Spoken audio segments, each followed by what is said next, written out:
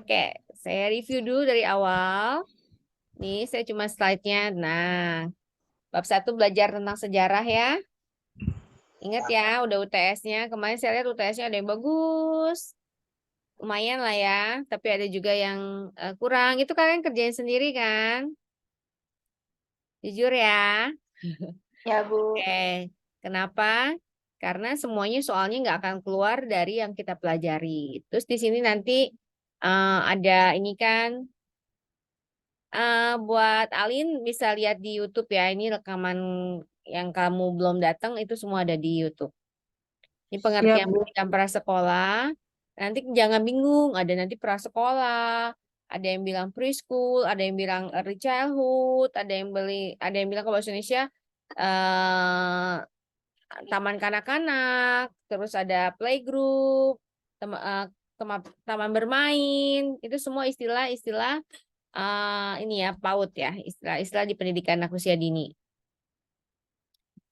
Jadi PAUD itu di Indonesia 0 sampai 6, tapi kalau definisi dari di internasional itu adalah 0 sampai 8 tahun. Jadi lower primary itu juga masih nih ya.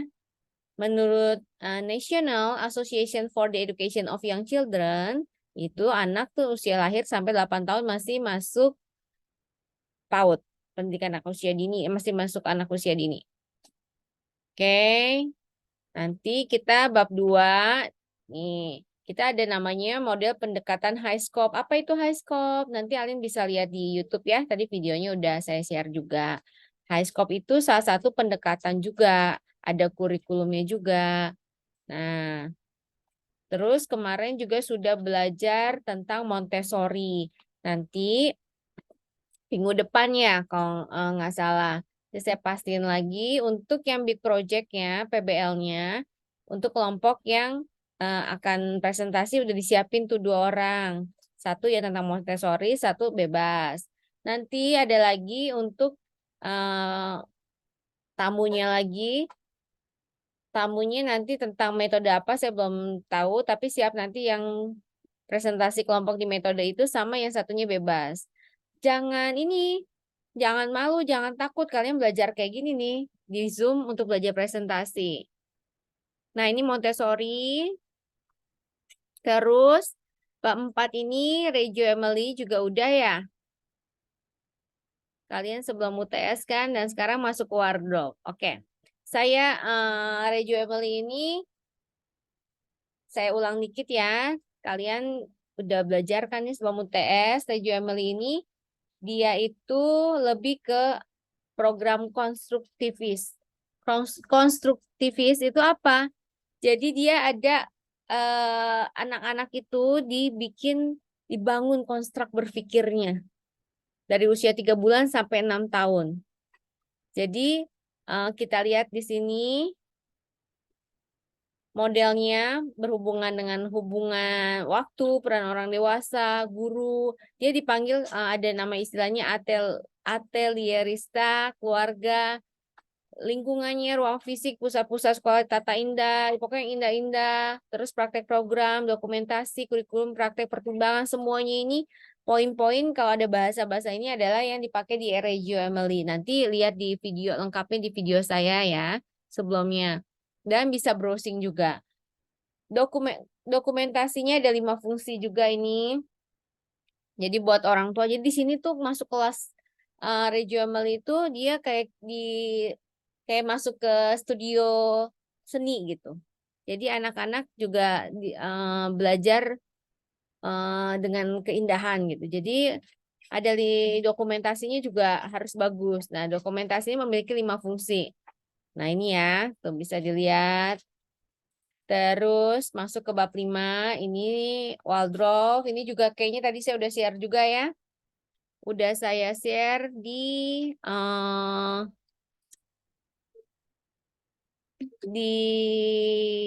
WhatsApp grup ya. Jadi wardrobe itu kuncinya utuh, kepala, tangan, dan hati. Jadi intinya dia mendidik anak secara utuh.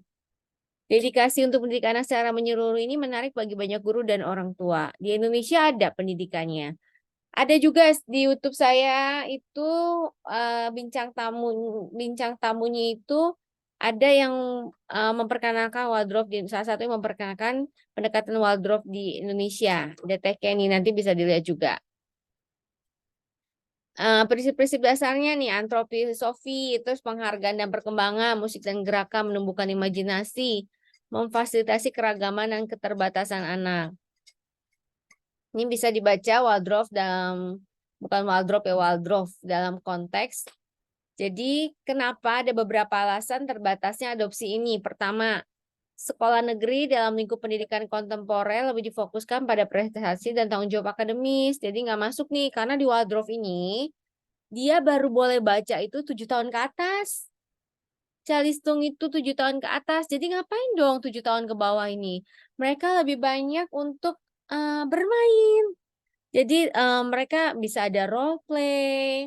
Terus mereka kalau mau kayak mau bersihin mainan atau apa tuh nggak ada disuruh-suruh. Ayo, anak-anak kumpul. Enggak kayak kalau di TK konvensional kalau kamu perhatiin kan, kalau ada anak yang bandel langsung atau ini, ayo, misalkan Yosi, kamu jangan ribut. Ayo, duduk. Tepuk diam. Diam itu kalau di TK-TK konvensional. Kalau di wardrobe ini yang saya pernah datengin di Bandung itu enggak kayak anak lupa beresin mainan atau apa, dia gurunya kasih contoh role model. Jadi dia ambil sampahnya terus dia sambil nyanyi, ada lagunya. Misalkan lagu apa gitu. Tapi dia ini jadi tanpa nyuruh-nyuruh. Jadi langsung kasih contoh nyata. Itu yang di wardrobe. Jadi lebih banyak eh jadi nggak sejalan gitu sama yang pendidikan kontemporer. Makanya kita belajar model-model pendidikan anak usia dini ini, model-model pembelajaran anak usia dini biar tahu, buka wawasan kita. Perkara nanti kamu mau serok yang mana terserah. Pendekatan Wardo pada aspek spiritual masing-masing anak mungkin menjadi penghalang untuk diadopsi sekolah negeri yang tersebar luas. Itu tadi ya challenging-nya. Ketiga, banyak kritikus keberatan dengan fitur-fitur pendidikan Waldorf, yaitu menunda belajar membaca, tidak menggunakan komputer, dan teknologi lain di ruang kelas, sehingga tingkat menengah atas dan tidak mendukung anak menonton televisi dan bermain video games. Itu intinya Waldorf ya. Lebih detail lagi, silakan browsing. Nanti teman-temannya tolong presentasi lebih detail lagi. Nah, nanti ada BBCT PAUD. BCCT itu singkatan dari Beyond Center and Circle Time. Ini banyak diadopsi juga di Indonesia. Nah, ini metode pembelajaran yang sinergis dengan strategi belajar sambil bermain atau bermain sambil belajar. Dikembangkannya di Triple CRT, Creative Center for Childhood Research and Training di Florida. Jadi ini udah diterapin nih lebih dari 25 tahun, udah lama ya. Jadi baik untuk anak normal maupun dengan kebutuhan khusus. Metode BCCT ini merupakan pengembangan dari metode Montessori, Highscope, dan Reggio Emilia. Jadi dia mengadopsi tiga metode ini. Konsep belajar yang dipakai dalam metode BCCT difokuskan agar guru sebagai pendidik menghadirkan dunia nyata di dalam kelas dan mendorong anak didik membuat hubungan antara pengetahuan, pengalaman, dan penerapan dalam kehidupan mereka sehari-hari. Ini pengertian konsep dan teori BCCT. Metodenya berpusat pada anak. Kayaknya hampir semuanya begitu ya, holistik, kepala, eh, apa tadi? Kepala, eh, otak ya, otak apa hati tadi? Sebentar. Tangan, hati ya. Nih, kepala, tangan, hati. Nah, itu juga kan utuh. Memandang anak maksudnya kepala, tangan, dan hati. Pikiran langsung dilakukan action dan hati juga. Jadi spiritual. Jadi di hampir semua pendekatan tuh plus minus ya. Ada bagusnya dan boleh dibilang ya bagus gitu. Pasti ada nilai plusnya. Nah, ini yang di BCCT. Dia juga berpusat pada anak. Jadi dia kalau kita dengar kalau di Montessori itu ada kayak misalkan circle time. Anak duduk melingkar dulu, nyanyi-nyanyi dulu biasanya, baru setelah itu eh, masuk ke sentra-sentra. Nanti ada sentra main kayak gitu. Jadi area main dilengkapi dengan perlengkapannya. Nanti ada sentra bermain peran. Di situ ada kayak panggung boneka, ada kostum-kostum, misalkan. Di situ sentra bermain peran. Ada sentra sentra biasanya sentra motorik misalkan. Situ ada permainan-permainan yang untuk merangsang motorik, sensori motorik. Terus ada sentra-sentra yang lain gitu. Terus ada sistem istilahnya kalau di Indonesia juga dipakai nih. Sempat nggak tahu sekarang ya. Kalau yang ini sempat dipakai untuk pijakan lingkungannya. Jadi maksudnya apa? eh Anak itu misalkan satu hari ini dia mau kelas untuk di sentra bermain peran misalnya. Ada sentra spiritual, ada sentra sensori motorik. Jadi sebelum itu mereka terus ada juga biasanya ya kalau di Indonesia itu ada satu sentra kayak untuk nunggu gitu. Misalkan kalau yang mau gantian. Jadi sambil nunggu biasanya mereka dikasih. Kalau yang di Indonesia nih yang saya pernah datengin dikasih kayak mereka mau menggambar, mau mewarnai kayak buat supaya nggak ribut. Jadi ada sentra untuk menunggunya itu gitu. Nah, di sini istilahnya pijakan lingkungan juga. Nah, tujuan metode BCCT nih, awalnya itu dia terinspirasi juga dari Howard Gardner. Jadi setiap anak itu cerdas. Jadi guru itu berusaha untuk memfasilitasi setiap kecerdasan. Ada bahasa, logika matematika, musik, gerak tubuh, gambar dan ruang, kecerdasan diri intrapersonal, terus kecerdasan untuk bergaul, berbaur itu interpersonal, kecerdasan alami, naturalis, dan kecerdasan rohani, spiritual. Terus ada penanaman nilai-nilai dasar, tata krama, sopan santun, aturan, norma, dan sebagainya. Nah, ini anak kan perlu dibimbing di usia dini ini, saat yang paling berharga untuk menanamkan nilai-nilai dasar tadi. Karena di Indonesia ya nasionalisme, agama, etika, moral, sosial. Itu ya BCCT. Gimana kemampuan dasarnya dikembangkan? Nah, ini masih yang lama. Masih ada di hukum 2004. Ini zaman-zamannya lagi ngetrennya sentra kan. Terus udah gitu berkembang. Kalau sekarang nih kurikulum merdeka. Ya, nanti kalian yang bab terakhir itu tolong sambil cari atau semuanya sambil di browsing ya kurikulum Merdeka anak usia dini sambil di browsing juga nanti tolong dimasukin notulensi ya Mia.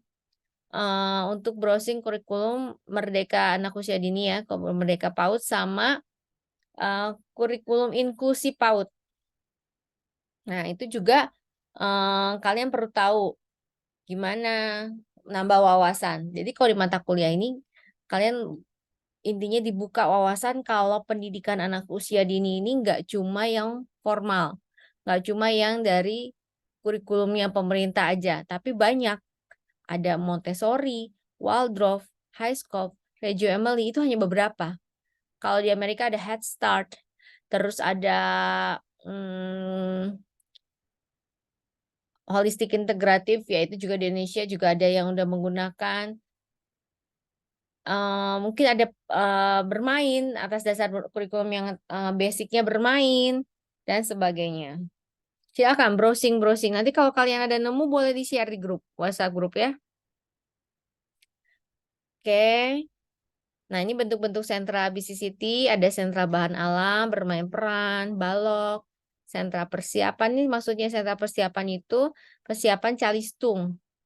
Terus sentra iman dan takwa di Indonesia ini biasanya juga ada kayak di situ sentra itu ada bangunan-bangunan ibadah dan sebagainya. Sentra seni dan kreativitas.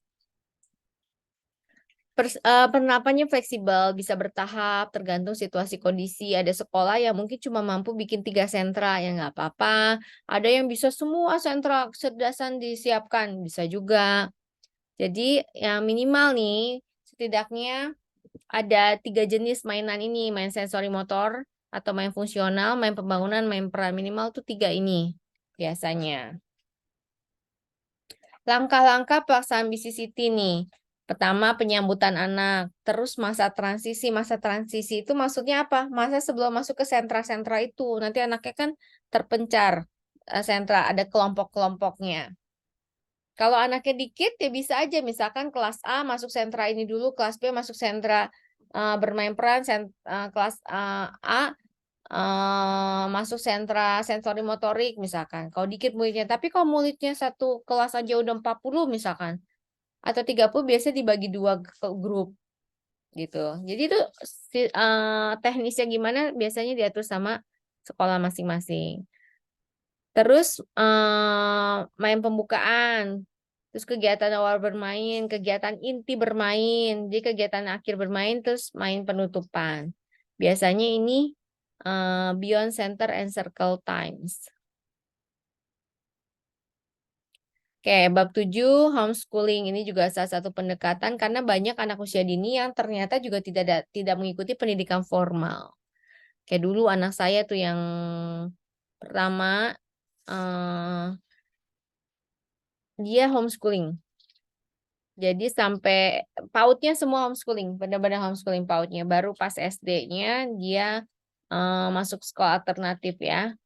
Nah, tapi tetap bukan sekolah formal. Nah, terus apa sih homeschooling? Mungkin ada yang baru pernah dengar ya, apa sih homeschooling gitu? Sekolah di rumah atau gimana? Nah, ada tokoh salah satunya Holt ini menerbitkan karyanya Instead of Education Ways to Help People Do Things Better. Jadi eh pertama pertama ya memang pertama kali yang apa ya tersebar atau ini istilah homeschooling ini memang banyaknya dulu di Amerika, di penjuru Amerika ya biasanya. Jadi growing without schooling ada istilah. Nanti jangan bingung kalau kalian browsing ada istilah homeschooling, ada school at home, ada unschooling, apa itu nanti ini kan saya mau kasih poin-poinnya. Nanti detailnya kalian tolong cari tahu. Nanti Kak Gloria bisa dicek pas lagi presentasi lebih detail. Ini saya udah kasih ininya ya, kayak kalau film udah kasih spill-nya nih, udah kasih bocoran-bocorannya kan. Ini padahal belum semua presentasi kan? Nah, jadi ini udah kasih bocoran. Jadi harapannya apa? Nanti ketika kalian presentasi, kalau bisa beda sama yang saya presentasikan. Jadi lebih kaya materinya ya. Terus banyak alasan orang tuh melakukan homeschooling. Kayak misalnya contoh, kalau saya ditanya dulu, kenapa homeschooling anak saya sendiri, kenapa nggak disekolahin? Karena kalau saya dulu dapat anaknya susah. Nah, pertama saya meninggal. Ini anak kedua ya, anak kedua, maksudnya anak pertama yang hidup. Makanya saya pengen memberikan yang terbaik gitu. Waktu itu kan tahun 2012. Jadi saya pengen ngajarin sendiri. Waktu itu semua metode Montessori, Waldorf, High School, Reggio Emilia, semua yang bagus-bagus itu pengen dipraktekin ke anak. Jadi ketika saya ngajar gini nih, sharing ke kalian, gak cuma teori, tapi saya udah praktekin tuh ke anak saya. Penasaran, pengen tahu gimana bisa lihat di media sosial saya ya di Instagram, Facebook atau di YouTube gitu. Itu di scroll ke bawah-bawah itu saya dulu masih suka rajin homeschooling ngapain atau kegiatannya ngapain. Kalau sekarang sudah nggak sempet. Jadi silakan kalian boleh kepoin, kepoin dalam arti bukan buat gosip, kepoin buat belajar ya, buat nambah wawasan. Nah, kalau Montessori kayak gimana sih? Kalau mau ngajarin Montessori itu juga ada di YouTube saya ketika saya ambil kuliah Montessori. Jadi saya praktekin ke anak saya yang ketiga, berarti yang kedua yang hidup. Itu juga tentang Montessori ada. Jadi nanti Alin boleh loh dilihat tuh di videonya ya. Biar Alin juga tambah wawasan juga apa sih Montessori, apa sih itu silakan dilihat ya. Nah, hadirnya homeschooling sebagai sebuah alternatif pendidikan dipicu oleh beberapa faktor. Biasanya nih ada kayak yang bilang kegagalan sekolah formal, kecewa biasanya, oh nggak sesuai nih. Terus teori multiple intelligence. Kenapa? Karena sekolah formal kan biasanya cuma calistung aja. Padahal ada orang tua yang pengen anaknya nggak jadi atlet atau pengen anaknya jadi seniman atau yang lain. Jadi yang sesuai tadi teori multiple intelligence tadi yang di BCCT ya. Nah, terus ada sosok homeschooling terkenal juga. Oh, jadi menginspirasi. Terus tersedianya aneka sarana itu juga faktor-faktor ya, beberapa faktor. Nah, ini definisi homeschooling. Asal katanya, di bahasa Inggris, sekolah rumah artinya. di Amerika Serikat ya, yang seperti tadi saya bilang. Nah, ini ada istilah-istilahnya yang tadi saya sudah jelaskan. Jadi secara umum, homeschooling adalah model pendidikan di mana sebuah keluarga memilih untuk bertanggung jawab sendiri atas pendidikan anaknya dengan menggunakan rumah sebagai basis pendidikannya.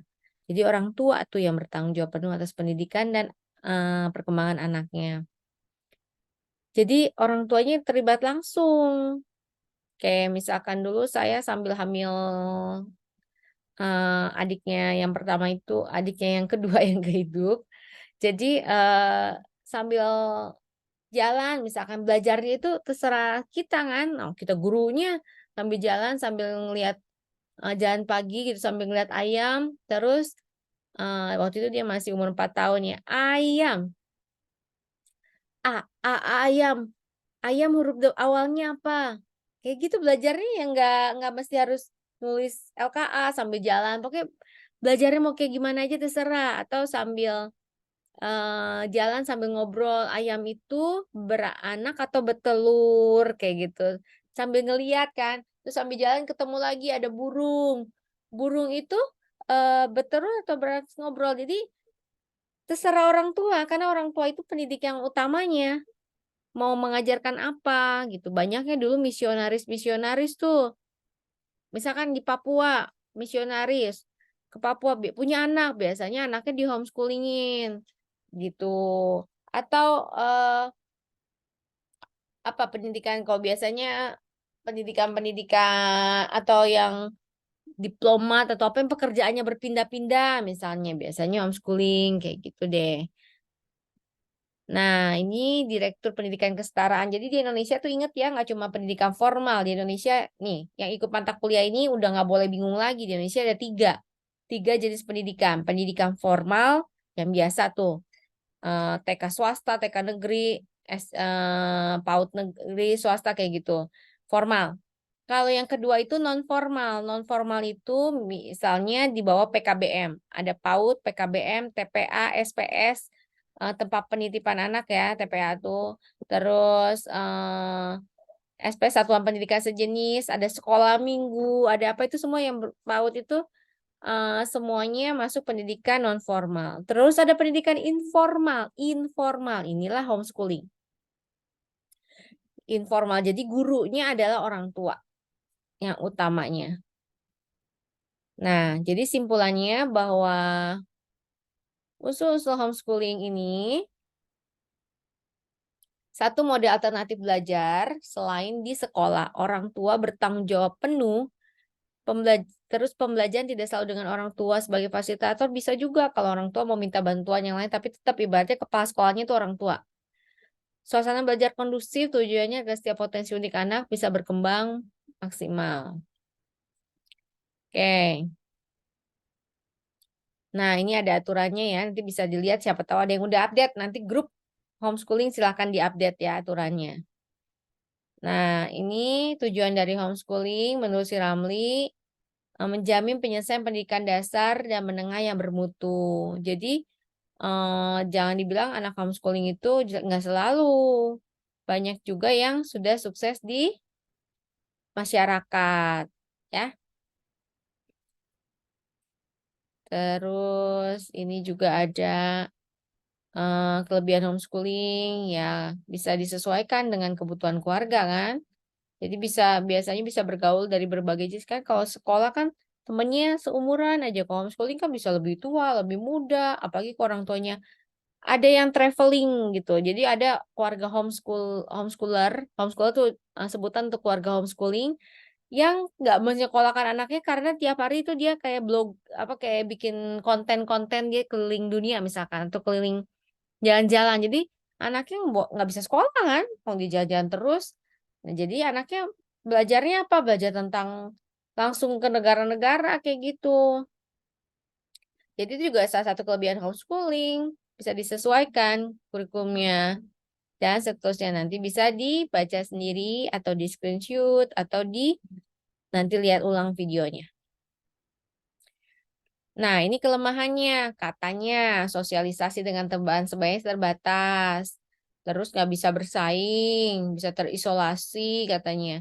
Terus ketidakmampuan menyelesaikan situasi sosial, resiko nggak bisa kerja kelompok itu salah satu yang bukan salah satu, beberapa kelemahan. Tapi kalau sekarang udah lama juga homeschooling itu punya komunitas homeschooling, jadi nggak sendirian.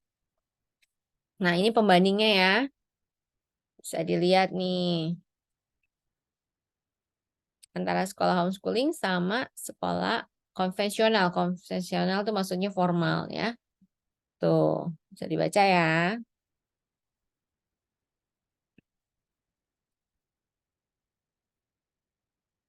Nah, ini model homeschooling, bisa school at home, unit studies, dan nanti bisa dilihat nih, ada unschooling. Unschooling itu yang benar-benar nggak ada strukturnya, nggak ada kurikulumnya, natural aja. Kayak misalkan anak di desa, petani nggak sekolah, jadi dia hari-hari ngapain? Misalkan bantu betani atau bantu nelayan, nangkap ikan, kayak gitu. Jadi benar-benar anaknya nggak belajar yang secara terstruktur, bebas aja gitu. Nih ada homeschooling tunggal, majemuk komunitas ya jenisnya. Tantangannya yang dihadapi komunitas homeschooling. Ya ini karena kan dari satu homeschooling, keluarga homeschooling punya program sendiri, berarti kan perlu kompromi kalau ketika mau bergabung dalam komunitas.